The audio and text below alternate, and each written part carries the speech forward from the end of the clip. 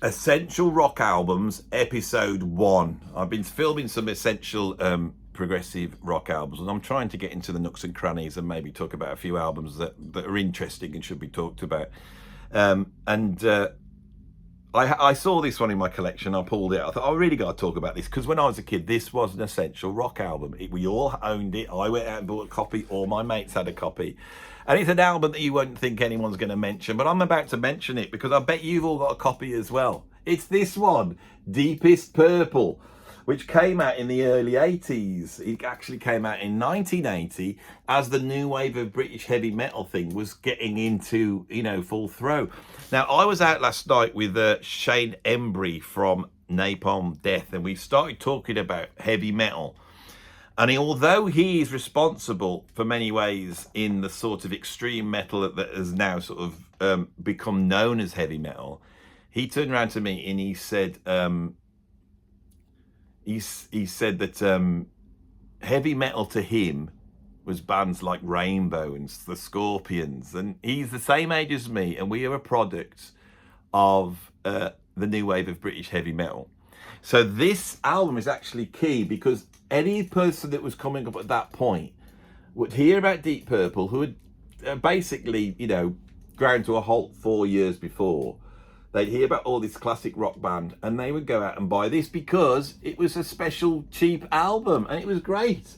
You could see it's been created by what labels this is? EMI, right? And look, they haven't even got a photograph of the band. They just, put a Strat in the studio. But it's cool. That's cool. It's all purple. On the back, we have some great photos of the band. And what do we have here? We have one of the greatest rock bands with some of their greatest tunes on here.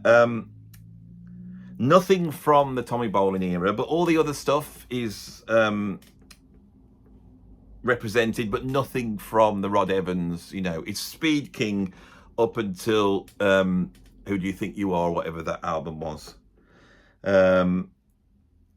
In fact, I'll tell you, this spans 1970 to 1974. So we're actually, there's nothing from Who Do You Think We Are. We just have going up to Stormbringer, which was that album where they started to get funky with Glenn Hughes and David Coverdale, and Richard Blackmore didn't want to get funky, so he jumped ship.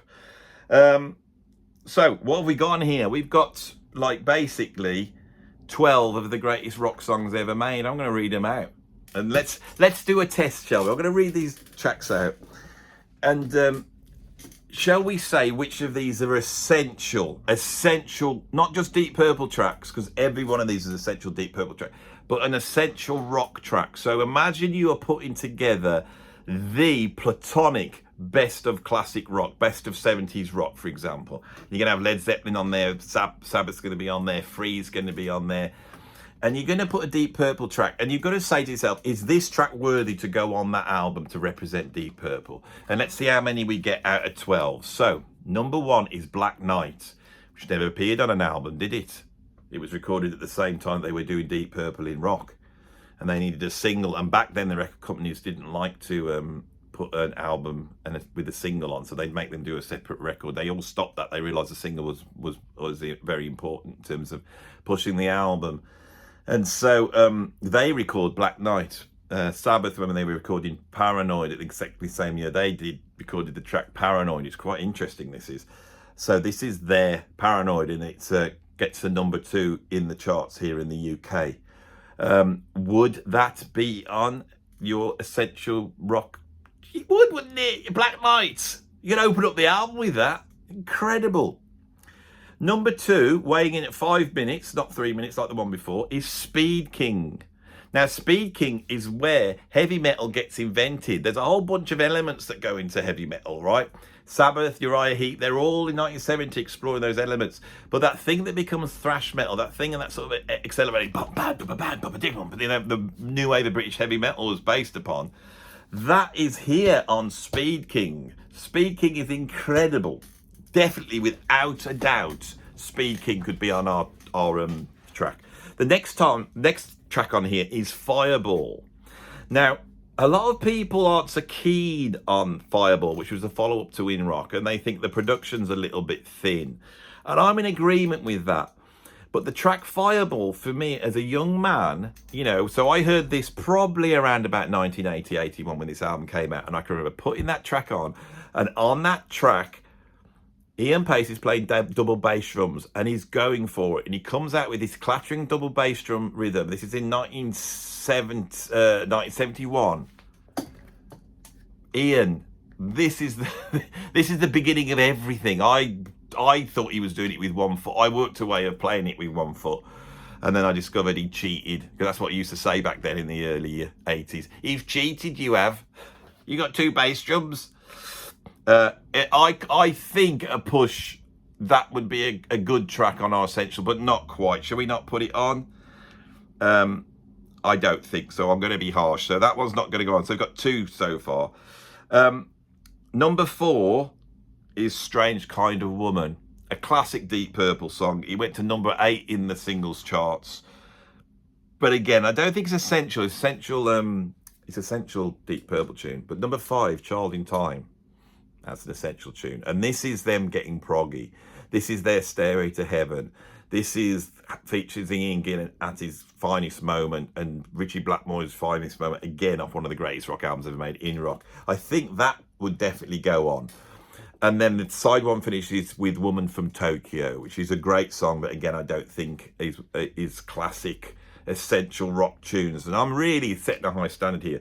So here, and we're talking essential greatest rock songs of all bands, they have managed to clock in 3 out of 6, 50%. Now you turn it over, and this opens with Highway Star from Machine Head. Highway Star is proto heavy metal. They've taken Speed King and they've gone another level on. Essential rock song, almost defines what Deep Purple are at that point. Off Machine Head, which is the other classic album that also features Space Trucking, which is the next one on. Now, Space Trucking, for me, Space Trucking became a vehicle on their live albums like Made in Japan for them to really go out and go off and go nuts. I grew up with the recording that was on the BBC recordings called The Deep Purple in Concert, which just blew me away. And of course, there's the extremely long version on Made in Japan. But you can't put it on, can you? Now, at number 3, we've got Burn. Now, if I was going to represent Deep Purple at their peak with David Coverdale, it would be Burn. And I'm going to allow that on because I think on our Essential Rock album, we would have to have Burn on there to represent the David Coverdale end. And it's a fantastic track.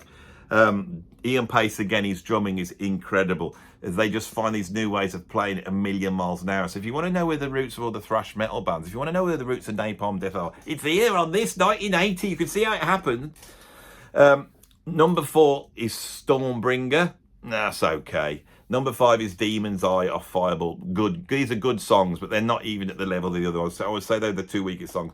And then it finishes by Smoke on the Water, with Smoke on the Water, which is, of course, probably one of the greatest rock songs ever made. So again, we've got 3 tracks. So this album is getting a 50% hit rate. A 50% hit rate in terms of the greatest rock songs ever made. It's brilliantly programmed. Nothing sticks out. You don't feel like you're listening to a best of. That's one of the greatest rock albums ever made. And we all bought it, didn't we? It was an essential purchase. So I think I have come to the end of this video. If you like this video, stick a like on it. If you want to see some more, you can subscribe. If you want to become a patron and join the patron club, you know, meet loads of like-minded people who are into the same music as you and see a whole ton of extra content and get involved in the show and have chats and all that type of stuff, the link's down below. And you can become a free member as well. And I try and get quite a bit of content up for the free members. And I'm using the patrons now because there's quite a few of them. I'm using them to create content. And this afternoon I am going to be doing a video looking at the 10 greatest jazz guitarists of all time. I've got the incredible Martin Taylor, one of the greatest jazz guitarists of all time, to come and go through the list with me. This is incredible, but that list is not mine. That list is the patrons. So imagine being able to become a patron and then to be involved in a list that Martin Taylor's going to see and discuss, and you're going to be able to get his opinion on your opinion. That's pretty incredible, isn't it? If you want to become a patron, the link's down there. But if you don't want to become a patron, then what you could do is you could put some money, and if you want to support me, if you don't want to support me, you can finish date and go. But if you do, there's a link down below to my YouTube, PayPal tip jar. I have finished begging. I've finished everything. Bye bye, everybody.